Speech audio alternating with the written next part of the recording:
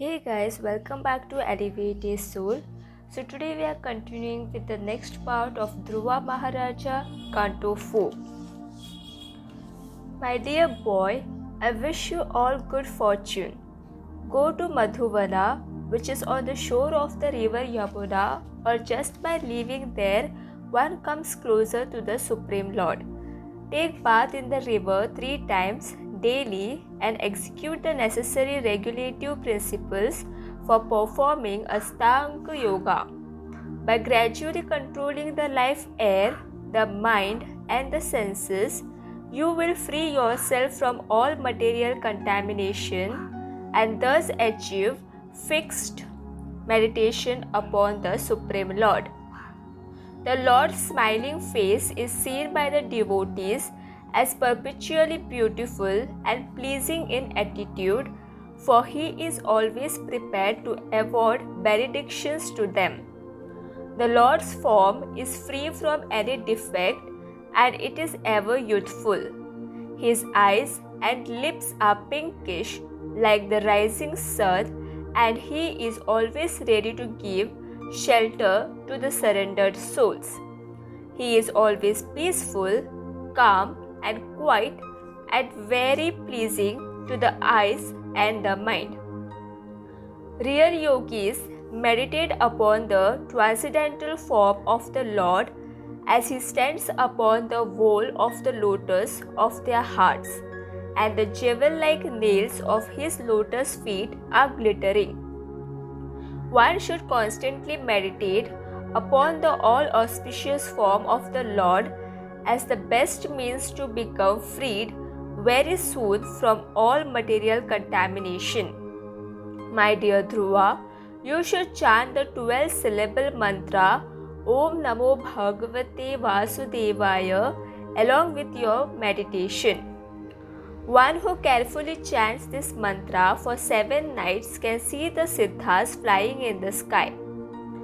You should make a deity of Lord Krishna, and while chanting this mantra, you should make offerings according to the regulations of Shastra, but in consideration of time, place, and the attendant conveniences and inconveniences. In this way, you should worship the Lord by offering pure water as well as the fruit, flowers, and vegetables that are available. You should offer tulsi leaves if possible, for they are very dear to the Lord, or even newly grown grass, small buds of flowers, and tree bark, if that is all that is available. While living in the forest, one can make the deity from earth and water and then worship him according to the above principles. Or, if even this is not convenient, one can worship the deity within the mind.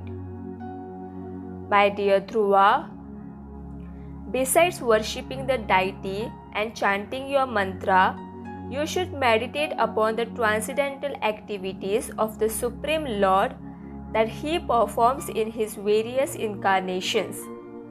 Anyone who thus very seriously and sincerely engages in the devotional service of the Lord with his body, mind, and words will become blessed by Him according to his desire.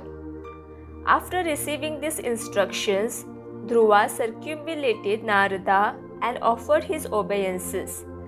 Then he departed for Madhuvana, which is always imprinted with the lotus footprints of the Supreme Personality of Godhead, Lord Krishna. Narada thought it wise to pay a visit to King Uttanapada just to see how he might be faring. Narada was very respectfully received and worshipped by the king. After being comfortably seated, Narada inquired, My dear King Uttanapada, your face appears to have withered, and it seems that your mind has been dwelling upon something for a long time. Why is this? Have you met with some impediment while being engaged in the execution of your royal duties? The king replied, "O best of Brahmanas, due to being overly addicted to my second wife, I have become so fallen and merciless that I abandoned my 5-year-old son and his mother. My son, Dhruva, is a great soul, and his face is just like a lotus flower. Due to thinking of his precarious position, I have become filled with anxiety and grief. He is now unprotected, and so, after becoming very tired and hungry, he may have lain down in the forest and been eaten by wolves. Oh, just see how hard-hearted I had become. Out of affection, the boy was trying to climb onto my lap, but because I had become a slave to my wife, I completely ignored him." Narada said, "My dear king, do not worry about your son, for he is being protected by the Supreme Personality of Godhead. Although you are ignorant of this, his reputation has already spread all over the universe. Your son, Dhruva, will perform wonderful activities that are impossible even for great kings and sages. Very soon, he will return home after having completed his task.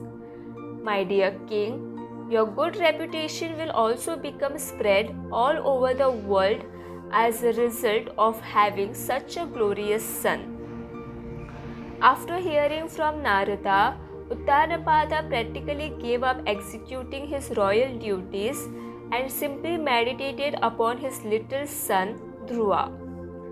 Meanwhile, after arriving at Madhuvana, Dhruva bathed in the Yamuna and fasted that night. Thereafter, he began worshipping the Supreme Personality of Godhead as the great sage Narada had advised him. During the first month, Dhruva Mahārāja ate only fruit and berries every third day. During the second moon, he ate only dry grass and leaves every sixth day. And during the third month, he drank water every 9 days. In this way, he remained completely absorbed in the trance of meditation while worshipping the Supreme Lord. During the fourth month, Dhruva Mahārāja mastered the breathing exercises and thus was able to maintain his life by inhaling air only after 12 days. By the 5th month, his breathing was so perfectly controlled that he was able to stand motionless upon one leg while concentrating fully upon the Supreme Lord. In this way, Dhruva Mahārāja captured the Supreme Lord, who is the refugee of the entire material creation, and as a result, the 3 worlds began to tremble.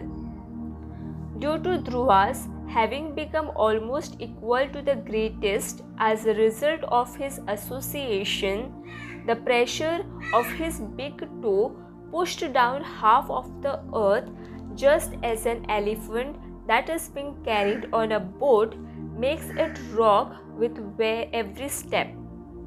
Having become practically one in heaviness with Lord Vishnu, due to his individual body having become equivalent to the total body of the universe, when Dhruva closed all the holes of his body while fully absorbed in meditation, the total universal breathing became choked.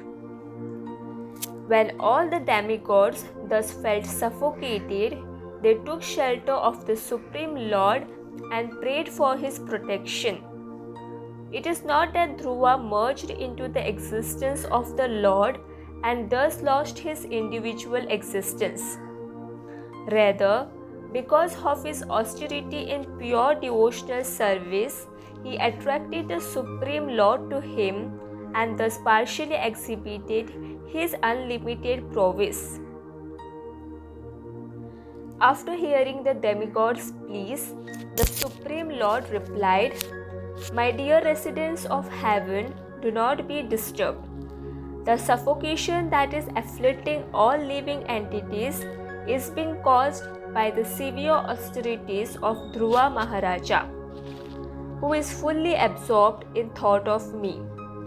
I shall go now and stop this boy's austerities, and thus you will be saved from the impending calamity." Being reassured by the Supreme Lord, the demigods offered their obeisances unto him and then returned home. Thereafter, Lord Vishnu got onto the back of Garuda and went to Madhuvana to see his devotee Dhruva. At that time, the effulgent form of the Lord that Dhruva Mahārāja had been absorbed in meditating upon suddenly disappeared. Becoming very perturbed, Dhruva opened his eyes and saw the same Supreme Personality of Godhead present before him, exactly as he had appeared within his heart. Dhruva became highly excited with transcendental emotion upon seeing the Lord before him, and he immediately fell down like a rod to offer his obeisances. Thank you for listening. The next part will be continued in the next video. Hare Krishna.